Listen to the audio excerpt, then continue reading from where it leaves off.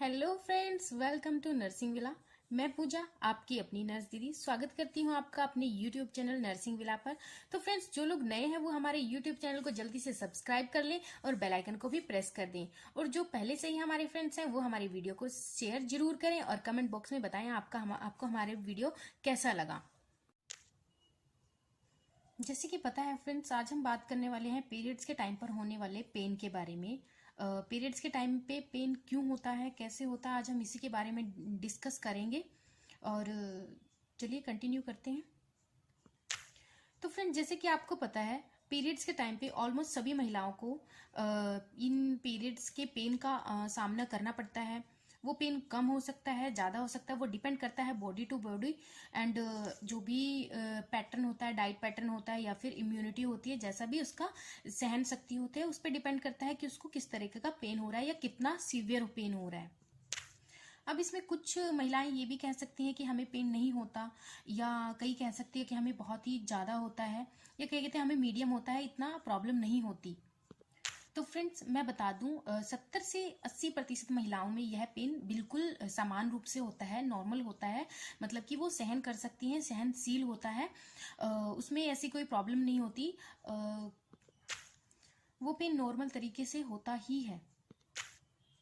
लेकिन सबसे बड़ी प्रॉब्लम वाली बात उनके लिए है जिन्हें यह पेन बहुत ज़्यादा होता है, बहुत ज़्यादा असहनीय दर्द होता है, जिन इस कंडीशन में उन्हें दवाई भी लेनी पड़ जाती है या गर्म पानी वगैरह जैसा भी घरेलू नुस्खे से काम चला लेते हैं। लेकिन ये गलत बात है, आप इसे ऐसे लाइटली मत लीजिए। इसके लिए आपको डॉक्टर से मिलना चाहिए। पहले हम बात करते हैं कि ये दर्द होता क्या है, क्यों होता है। तो आज हम उसी बारे में डिस्कस करने वाले हैं। फ्रेंड्स, पीरियड के इस टाइम पे होने वाले पेन को यानी दर्द को मेडिकल टर्म में डिस्मेनोरिया कहते हैं। ये एक कंडीशन होती है डिस्मेनोरिया की। डिस्मेनोरिया एक ऐसी कंडीशन है जिसमें जो लेडीज होती हैं यानी फीमेल्स होती हैं, जो भी महिलाएं होती हैं, उनमें बहुत अधिक दर्द होता है या क्रैम्प्स होते हैं। वो क्रैम्प्स या फिर दर्द आपको पेट में हो सकते हैं, आपकी पीठ पे, कमर में, या फिर आपकी टांगों में भी हो सकते हैं। कई बार हेडेक वगैरह भी हो जाता है। और ये मोस्ट ऑफ द टाइम तभी होता है जब पीरियड स्टार्ट होने वाला होता है, यानी कि पीरियड से 1-2 दिन पहले हो सकता है, 1-2 दिन बाद तक हो सकता है, या फर्स्ट डे पे हो सकता है। तो इसे लाइटली मत लीजिएगा। अगर आपको ज़्यादा प्रॉब्लम है, आपकी कंडीशन ख़राब हो जाती है इस टाइम पे, तो इसको आप लाइटली मत लीजिएगा। पहली बात तो ये है।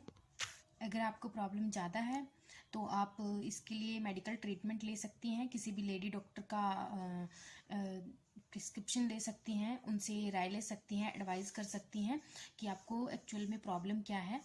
जो डिस्मेनोरिया होता है मेनली 2 टाइप्स का होता है। इसमें प्राइमरी और सेकेंडरी होते हैं। प्राइमरी डिस्मेनोरिया, जैसे कि आपको नाम से ही पता चल रहा है कि प्राइमरी यानी कि प्रेफर कर रहा है, जो फर्स्ट स्टेज में होता है, फर्स्ट स्टेज भी कह सकते हैं एक तरह से, यानी कि अर्ली एज में होता है। टीन एजर्स लड़कियों में होता है मोस्टली ये, और उनमें होता है जिनमें अभी पीरियड स्टार्ट ही हुए हैं, अभी कुछ ही टाइम हुआ है पीरियड स्टार्ट हुए, तो उनमें भी यह पेन होता है।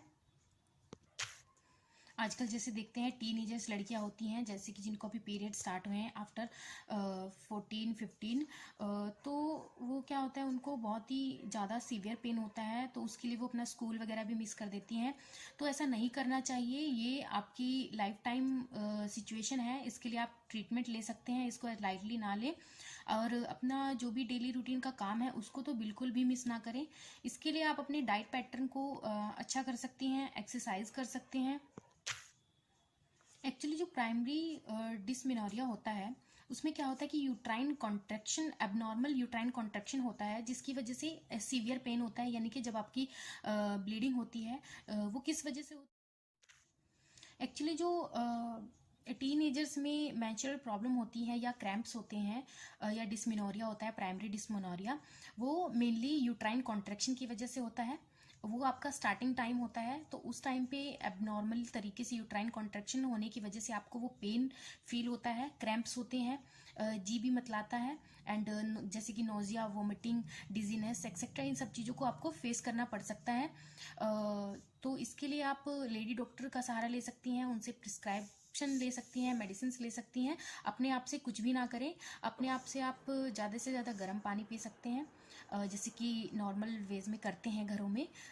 गर्म पानी पी सकते हैं, और गर्म पानी से सिकाई कर सकते हैं। बहुत सारी चीज़ें हैं जो हम कर सकते हैं घर के लेवल पर। अब आते हैं हम अपने सेकेंडरी डिस्मेनोरिया पर। सेकेंडरी डिस्मेनोरिया जो है वो 25 से 35 तक की एज वाली महिलाओं में पाया जाता है या होता है।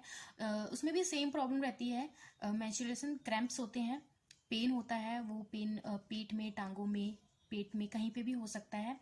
सेम प्रॉब्लम जी मतलाना, वोमिटिंग, उल्टी होना, चक्कर आना जैसी प्रॉब्लम। और कई बार क्या होता है, एक्सेसिव ब्लीडिंग भी हो सकती है।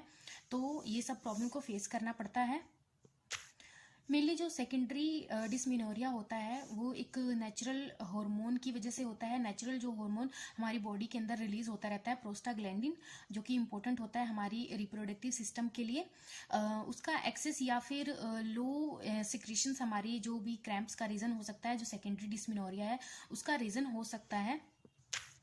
कई बार बॉडी वीकनेस की वजह से हो सकता है, एनीमिया की वजह से हो सकता है, एंडोमेट्रियोसिस की वजह से हो सकता है, पेल्विक इन्फ्लामेशन की वजह से हो सकता है, यूट्राइन फिब्रॉइड जिसे हम आम भाषा में रसोली बोल देते हैं, यूट्रस में यानी कि बच्चेदानी की रसोली की वजह से भी हो सकता है। ऐसे बहुत सारी प्रॉब्लम्स हैं जो सेकेंडरी डिस्मेनोरिया को कॉज करती हैं। और कई बार जो सेकेंडरी डिस्मेनोरिया होता है वो आईयूडी की वजह से भी हो सकता है, इंट्रा यूट्राइन डिवाइस, जो प्रेगनेंसी को रोकने के लिए या अनवांटेड प्रेगनेंसी को कॉज होने से रोकने के लिए यूज की जाती हैं। तो ये सब उनकी वजह से भी हो सकता है। तो हमें इसका पहले रीजन पता होना चाहिए। ट्रीटमेंट तो हम बाद में ही लेंगे।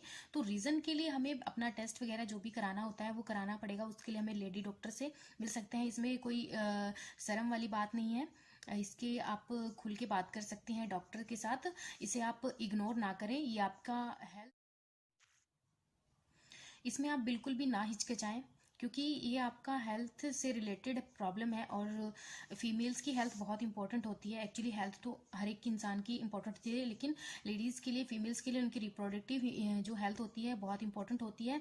तो इसको लाइटली ना लें। अगर ज़्यादा ही पेन होता है तो आप अपनी लेडी डॉक्टर से बात करें और इसका इलाज कराएं, ट्रीटमेंट कराएं। इसके कॉजेज़ कई हो सकते हैं। जो प्राइमरी जो डिस्मेनोरिया होता है उसमें क्या है कि उसका जो मेन कारण होता है, यानी कि टीनेजर्स आजकल की जो लड़कियां हैं उनमें अर्ली एज में ये पीरियड्स आने स्टार्ट हो जाते हैं। जैसे कि इसका मेन रीज़न होता है, अगर 12th ईयर से पहले ही, उसकी एज 12 ईयर से पहले ही है, कम है, तो उसमें ये प्रॉब्लम देखी जा सकती है। और उसको पीरियड्स आ गए हैं तो उसमें ये प्रॉब्लम देखी जा सकती है, पेन की, क्रैम्प्स की।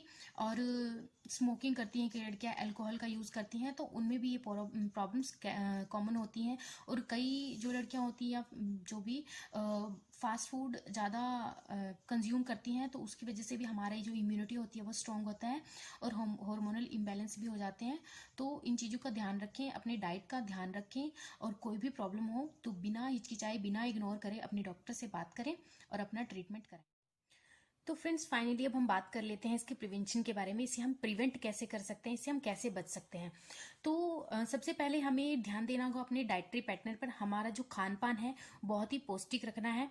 हमें अच्छी चीज़ें खानी है, ना कि बाहर की तली भुनी चीज़ें नहीं खानी।